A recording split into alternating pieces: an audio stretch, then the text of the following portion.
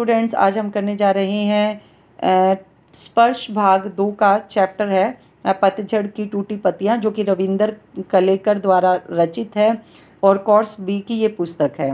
तो चलिए स्टार्ट करते हैं। रविंदर केलेकर का साहित्यिक परिचय पहले हम जान लेते हैं। 7 मार्च 1925 को कोंकण क्षेत्र में जन्मे रविंद्र केलेकर छात्र जीवन से ही गोवा मुक्ति आंदोलन में शामिल हो गए थे। गोवा मुक्ति आंदोलन में क्या हो गए थे? शामिल हो गए थे।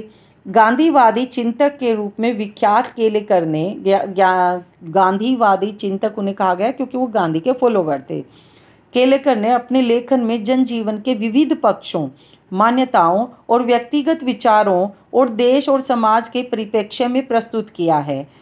इनकी अनुभवजन्य यानी जो एक्सपीरियंस इन्होंने किया है, अनुभवजन्य टिप्पणियों में अपने चिंतन की मौलिकता के साथ ही मानवीय सत्य तक पहुंचने की सहज चेष्टा की है। यानी इन्होंने जो एक्सपीरियंस किया और उसमें अपने चिंतन की मौलिकता, उनका अपना ओपिनियन दिया, जो भी एक्सपीरियंस उन्होंने किया उसमें अपना इन्होंने ओपिनियन दिया और उसी ओपिनियन के जरिए मानवीय सत्य तक, मतलब इसमें सही क्या है उस तक पहुंचने की कोशिश की है।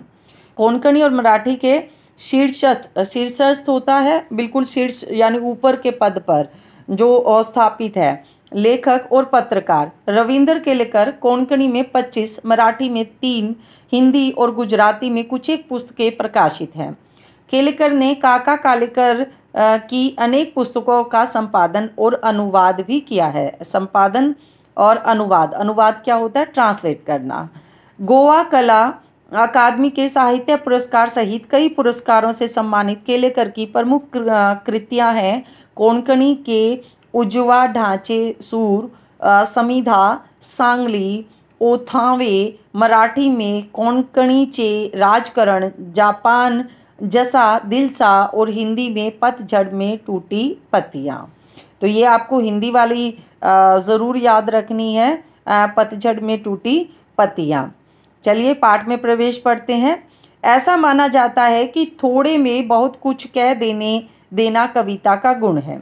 जब कभी यह गुण किसी गद्य रचना में भी दिखाई देता है तब उसे पढ़ने वाले को यह मुहावरा याद नहीं रखना पड़ता कि सार सार को गही रहे, थोथा दे उड़ाए। यानी सार को गही रहे, हाथ कि जो सार था, जो निचोड़ था, उसको हाथ में रख लिया, थोथा दिए उड़ाए, और जो बचा खुचा था उसको क्या कर दिया? उड़ा दिया। ये एक कहावत है।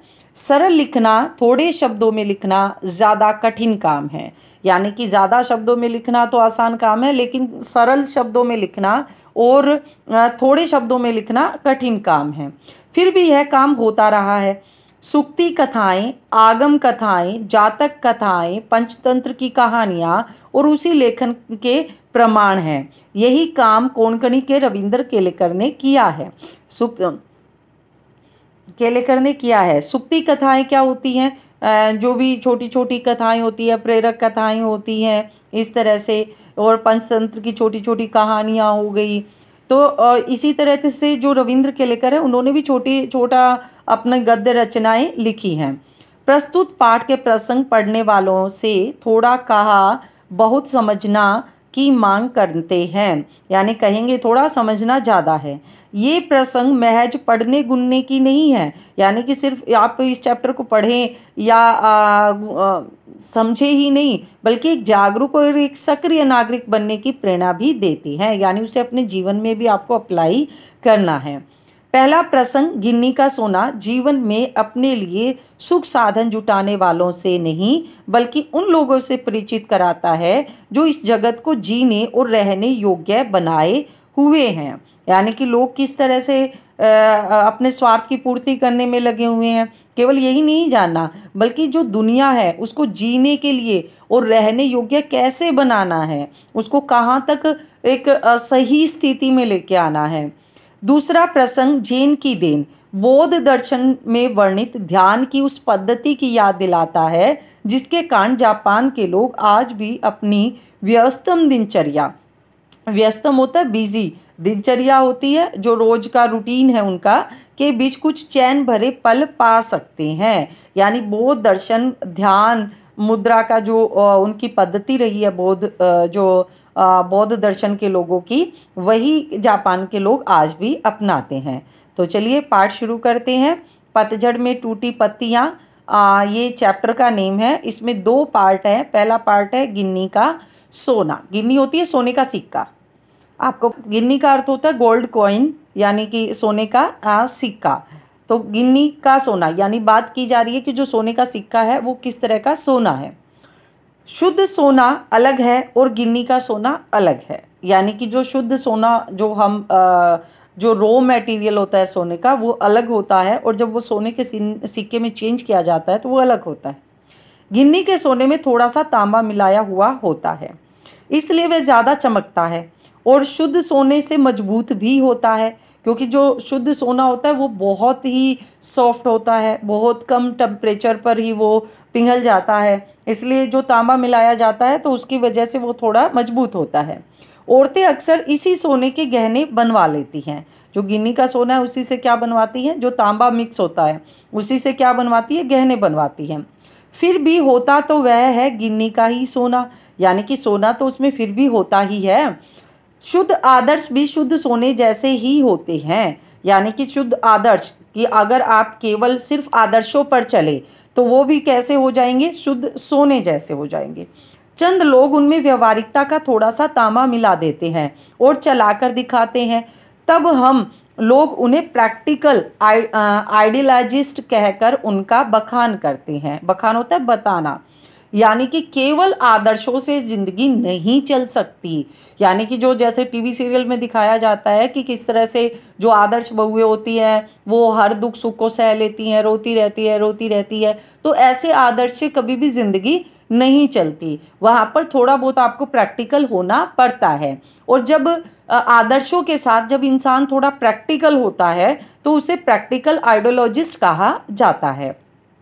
पर बात न भूलें कि बखान आदर्शों का नहीं होता बल्कि व्यवहारिकता का होता है। यानी जो प्रैक्टिकल आइडियोलॉजिस्ट हैं वो क्या बताते हैं, वो आदर्शों के बारे में नहीं बताते कि ऐसा होना चाहिए, ऐसा करना चाहिए, बल्कि वो व्यवहारिकता बताते हैं कि व्यवहार कैसा होना चाहिए, आपको समाज में कैसे रहना चाहिए, आपको कैसे अपने आप को समाज के साथ मिला जुला कर चलना चाहिए। तो वो प्रैक्टिकल होता है। तो यही इसमें आपको बताया गया है। व्यवहारिकता को पहचानते थे। अब जब व्यवहारिकता का बखान होने लगता है तब प्रैक्टिकल आइडियोलॉजिस्ट के जीवन से आदर्श धीरे धीरे पीछे हटने लगते हैं और उनकी व्यवहारिक सूझबूझ से ही आगे आने लगती है। यानी कि जब जो लोग प्रैक्टिकल हो जाते हैं, जो व्यवहारिकता सीख जाते हैं, व्यवहार करना सीख जाते हैं, तो वो क्या करते हैं, धीरे धीरे आदर्श पीछे हटने लगते हैं, वो ज़्यादा प्रैक्टिकल हो जाते हैं, आदर्शों को अपने जीवन से धीरे धीरे समाप्त कर देते हैं और जो जैसा समाज में चल रहा होता है वैसा ही व्यवहार करने लगते हैं। सोना पीछे रहकर तांबा ही आगे आता है। यानी कि सोना कम हो जाता है, अपने जीवन में आदर्श कम हो जाते हैं और व्यवहारिकता ज़्यादा हो जाती है। चंद लोग कहते हैं गांधी जी प्रैक्टिकल आइडियोलॉजिस्ट थे, व्यवहारिकता को पहचानते थे, उनकी कीमत जानते थे, इसलिए वे अपने विलक्षण आदर्श चला सके, वरना हवा में ही उड़ते रहते, देश उनके पीछे न जाता। अब वो कह रहे हैं कि कुछ लोग क्या कहते हैं, गांधी जी को कहते हैं कि वो प्रैक्टिकल आइडियोलॉजिस्ट थे, यानी केवल सिर्फ आदर्शों की बात नहीं करते थे। वो केवल ये नहीं कहते थे कि भाई आदर्श ही अपनाने हैं। सत्य और अहिंसा का जो गान उन्होंने किया था वो ऐसे ही नहीं था कि कोई आपको कुछ भी करे और आप कभी भी कुछ ना करें। वो आपको क्या करना है, उन्होंने सिखाया कि आपको अहिंसा का साथ नहीं देना, लेकिन किसी भी चीज़ को सहन नहीं करना, उसका विरोध करना है। अगर कोई अत्याचार आप पर हो रहा है, कोई शोषण आपका कर रहा है, तो आपको उसको क्या करना है, उसका विरोध करना है। इसलिए वो व्यवहारिकता को पहचानते थे और इसीलिए वे उनके जो आदर्श थे, जो सत्य अहिंसा के जो जैसे जो आदर्श थे, उनको भी लोगों ने फॉलो किया, क्योंकि उन्होंने उनके अंदर जागरूकता जगाई कि केवल मारपीट से किसी चीज़ का हल नहीं हो सकता। आप विरोध कीजिए, लेकिन वो भी शांति के साथ कीजिए। हाँ, पर गांधी जी कभी आदर्शों को व्यवहारिकता के स्तर पर उतरने नहीं देते थे। यानी कि अपने आदर्श थे, उनको कभी भी इतना प्रैक्टिकल नहीं होते थे कि अपने आदर्शों को छोड़ देते थे, बल्कि व्यवहारिकता को आदर्शों के स्तर तक चढ़ाते थे। यानी कि आदर्शों को अपने नीचे नहीं आने देते थे, बल्कि आदर्शों को प्रैक्टिकल बनाते थे। जो उनके आदर्श थे उनको प्रैक्टिकल करके दिखाते थे, और दिखाया भी है। गांधी जी ने कितने सारे आंदोलन किए, भारत छोड़ो आंदोलन किया, और बहुत सारे आंदोलन, दांडी यात्रा उन्होंने की, नमक कानून उन्होंने तोड़वाया, और वो भी बिना किसी अहिंसा के। तो इस तरह से उन्होंने सारी चीज़ें प्रैक्टिकल करके दिखाई, लेकिन उन्होंने अपने आदर्शों को भी नहीं छोड़ा। वो कहते हैं कि वे सोने में तांबा नहीं बल्कि तांबे में सोना मिलाकर उसकी कीमत बढ़ाते थे। यहाँ पर वो क्या कह रहे हैं, आपको दो चीज़ ध्यान रखनी है। यहाँ पर सोने को आदर्श बताया गया है, तांबे को प्रैक्टिकल बताया गया है। ये दोनों चीज़ आपको बहुत ध्यान दिमाग में बिठानी है कि सोना आदर्श और तांबा क्या बताया गया है, प्रैक्टिकल बताया गया है, यानी व्यवहारिकता। आप याद रखिए, सोना क्या है, आदर्श है, तांबा क्या है, जो व्यवहारिकता है। तो वे सोने में तांबा नहीं बल्कि वे आदर्शों में व्यवहारिकता नहीं मिलाते थे, बल्कि व्यवहारिकता में आदर्श लाते थे। यानी कि जो वो प्रैक्टिकल करके दिखाते थे, जो भी चीज़ें प्रैक्टिकल करते थे उसी में ही वो अपने आदर्शों को दिखाते थे। इसलिए सोना ही हमेशा आगे रहता था। यानी कि जो चीज़ें वो प्रैक्टिकल करते थे उनमें उनके आदर्श ज़्यादा दिखाई देते थे, व्यवहारिकता से ज़्यादा क्या दिखाई देते थे, आदर्श, जबकि सारी चीज़ें वो प्रैक्टिकली करते थे। आगे देखिए, व्यवहारवादी लोग हमेशा सजग रहते हैं। यानी जो प्रैक्टिकल होते हैं वो हमेशा सजग रहते हैं, सचेत रहते हैं, लाभ हानि का हिसाब लगाकर ही कदम उठाते हैं। वे जीवन में सफल होते हैं, अन्यों से आगे भी जाते हैं, पर क्या वे ऊपर चढ़ते हैं? यानी आपके व्यवहारिकता में अगर आदर्श नहीं है, अगर आपकी व्यवहारिकता में आदर्श नहीं है, अच्छे गुण नहीं है, तो आप सफल तो हो जाएंगे क्योंकि आपने पूरा लाभ हानि का हिसाब किताब लगाकर आगे चले हैं, लेकिन आप कभी भी उस आदर्शवादी नहीं बन पाएंगे, कभी भी उन महात्मा गांधी के समान नहीं आ पाएंगे। खुद ऊपर चढ़े और अपने साथ दूसरों को भी ऊपर ले चले, यही महत्व की बात है। यानी कि आप केवल अपना लाभ ना देखें, बल्कि ऐसा काम करें जिसमें दूसरों को भी लाभ मिले, और आप दूसरों को साथ लेकर चले। जितना लाभ आप कमाए उतना लाभ दूसरे भी आपके साथ कमाए, तो आप अपने आदर्शों को भी अपनी व्यवहारिकता में शामिल करते हैं, और जिससे आपका महत्व बढ़ जाता है, आपका ओहदा भी बढ़ जाता है। यह काम तो हमेशा आदर्शवादी लोगों ने किया ही है। यानी जो भी आदर्शवादी लोग रहे हैं उन्होंने हमेशा दूसरों को साथ लेकर वो चले हैं और दूसरों के काम आए हैं। समाज के पास अगर शाश्वत मूल्यों जैसा कुछ है, शाश्वत होता है सत्य, जो पूर्ण रूप से सत्य है, शुद्ध है, और मूल्य होते हैं जो हमारे जीवन मूल्य है, जो मोल वैल्यू हैं।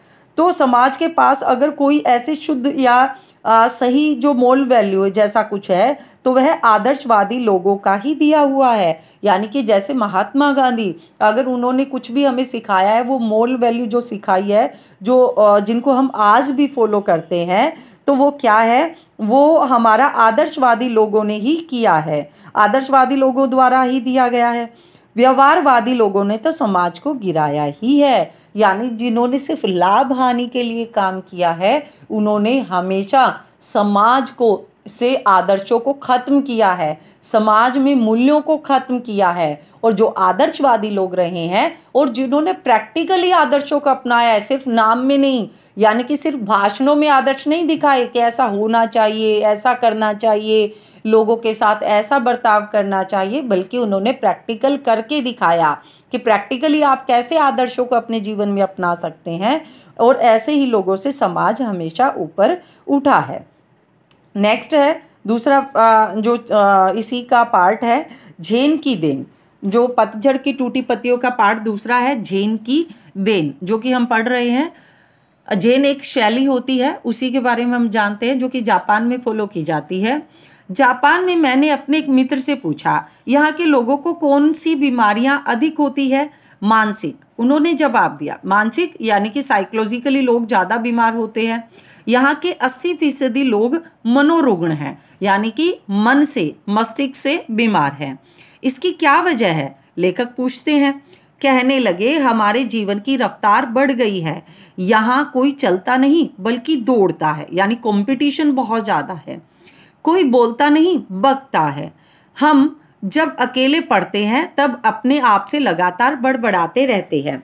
अमेरिका से हम प्रतिस्पर्धा करने लगे हैं। कंपटीशन, प्रतिस्पर्धा होता है कंपटीशन, कि हम अमेरिका से आगे निकलना चाहते हैं। 1 महीने में पूरा होने वाला काम 1 दिन में ही पूरा करने की कोशिश करने लगे। वैसे भी दिमाग की रफ्तार हमेशा तेज ही रहती है। ये जापान के लोगों की क्वालिटी बताई जा रही है। दिमाग की रफ्तार हमेशा तेज ही रहती है। उसे स्पीड का इंजन लगाने पर वह 1000 गुना अधिक रफ्तार से दौड़ने लगता है। फिर एक क्षण ऐसा आता है जब दिमाग का तनाव बढ़ जाता है और पूरा इंजन टूट जाता है, क्योंकि किसी भी चीज़ का जब आप ज़्यादा इस्तेमाल करेंगे तो वो क्या होगा, एक रबड़ की तरह अगर उसमें स्ट्रेच करेंगे, एक फ्लेक्सिबल रबड़ को खींचेंगे तो ठीक है, एक लेवल तक ठीक है, लेकिन उसको ज़्यादा स्ट्रेच करेंगे तो वो क्या हो जाएगा, टूट जाएगा। वही सेम किसके साथ हो रहा है, दिमाग के साथ। यही कारण है जिससे मानसिक रोग यहाँ बढ़ गए हैं। शाम को वह मुझे एक टी सेरेमनी में लेकर गए। चाय पीने की यह एक विधि, जापानी में उसे चा नु यो कहते हैं, यानी कि इंग्लिश में उसको टी सेरेमनी कहा गया है, और जापान की लैंग्वेज में चाय पीने का एक तरीका है जिसको कि चा नु यो कहते हैं जापानी लैंग्वेज में।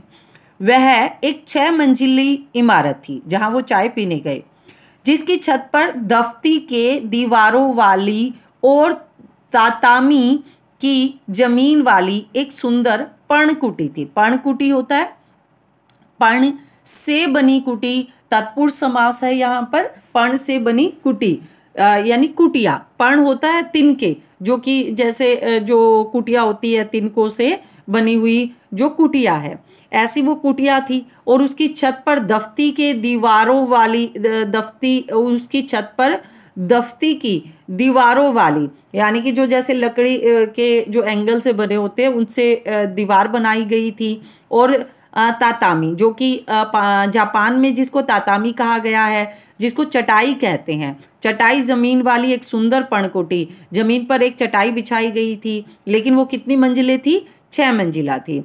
बाहर बेढब सा एक मिट्टी का बर्तन था। उसके बाहर क्या था, एक बेढब मतलब जिसका कोई अच्छा आकार नहीं था, उसमें पानी भरा हुआ था। हमने अपने हाथ पांव इस पानी से धोए, तौलिए से पोंछे और अंदर गए। अंदर चाजीन बैठा था। चाजीन जो चाय बनाता है उसको क्या कहा गया है, चाजीन। हमें देखकर वह खड़ा हुआ, कमर झुकाकर उसने हमें प्रणाम किया। दोजो, आइए तशरीफ लाइए। ये जापानी लैंग्वेज है जिसमें दोजो का मतलब है आइए तशरीफ लाइए, कहकर स्वागत किया। बैठने की जगह हमें दिखाई, अंगीठी सुलगाई। ये आपके एक प्रश्न का उत्तर है कि जापान की चाय की जो विधि है, टी सेरेमनी, उसका क्या तरीका है। तो ये आपको ध्यान से सुनना है कि ये उसका तरीका है। अंगीठी सुलगाई, उस पर चायदानी रखी। बगल के कमरे से जाकर कुछ बर्तन ले आया, तौलिए से बर्तन साफ किए। सभी क्रियाएं इतनी गरिमापूर्ण ढंग से की कि उसकी हर गरिमा से लगता था मानो जय जयवंती के सुर गूंज रहे हो। यानी कि इतने सलीके से, तरीके से, एक एक काम को बड़ी आराम से, सभ्यता के साथ वो कर रहा था। जो काम वो कर रहा था, बर्तन पोंछने के, बर्तन रखने के, उसमें कहीं भी जल्दबाजी नहीं थी। इसलिए वो कवि जो लेखक है उनको लग रहा है कि मानो जय जयवंती के सुर गूंज रहे हो, कि कोई एक गायन चल रहा हो जिसके उस लय पर वो सारा काम किए जा रहा था। वहाँ का वातावरण इतना शांत था कि चायदानी की पानी का खदबदाना भी सुनाई दे रहा था। खदबदाना होता है जब पानी उबलता है तो उसके अंदर एक तरह का साउंड आता है, उसको बोलते हैं खदबदाना, उसके उबलने का जो साउंड होता है। तो वो वहाँ पर इतनी शांति थी कि उसको भी वो खदबदाना जो उसके उबलने की आवाज़ है वो भी सुनाई दे रही थी। यहाँ पर एक पिक्चर भी दिखाई गई है किस तरह से चाजीन है वो चाय लेकर आया है। यहाँ लेखक और उसके जो मित्र हैं वो बैठे हुए हैं। चाय तैयार हुई, उसने वह प्यालों में भरी, फिर वे प्याले हमारे सामने रख दिए गए। वहाँ हम 3 मित्र थे। इस विधि में शांति मुख्य बात होती है, क्योंकि ये एक चाय पीने का तरीका है, जापानी तरीका। तो यहाँ पर वो आपस में बातें नहीं कर रहे थे, हालांकि वो 3 मित्र थे, क्योंकि वहाँ पर उनका मुख्य उद्देश्य था दिमाग को शांत रखना। इसलिए वहाँ 3 में से अधिक आदमियों को प्रवेश नहीं दिया जाता। वहाँ एक समय पर 3 ही आदमी जा सकते हैं और अधिक से आदमियों को प्रवेश नहीं दिया जाता। प्याले में 2 घूंट से अधिक चाय नहीं थी। हम होठों से प्याला लगाकर एक एक बूंद चाय पीते रहे। करीब 1.5 घंटे तक चुस्कियों का यह सिलसिला चलता रहा।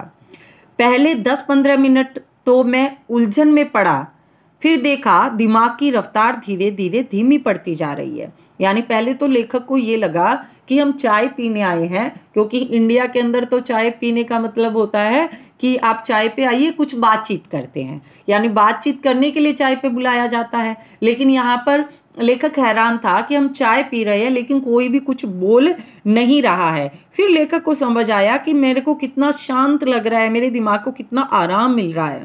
थोड़ी देर में बिल्कुल बंद भी हो गई, यानी दिमाग ने सब कुछ सोचना बंद कर दिया। मुझे लगा मानो अनंत काल में मैं जी रहा हूँ, यहाँ तक कि सन्नाटा भी मुझे सुनाई देने लगा। अक्सर हम या तो गुजरे हुए दिनों की खट्टी मीठी यादों में उलझे रहते हैं या भविष्य के रंगीन सपने देखते रहते हैं। हम या तो भूतकाल में रहते हैं या भविष्यत काल में।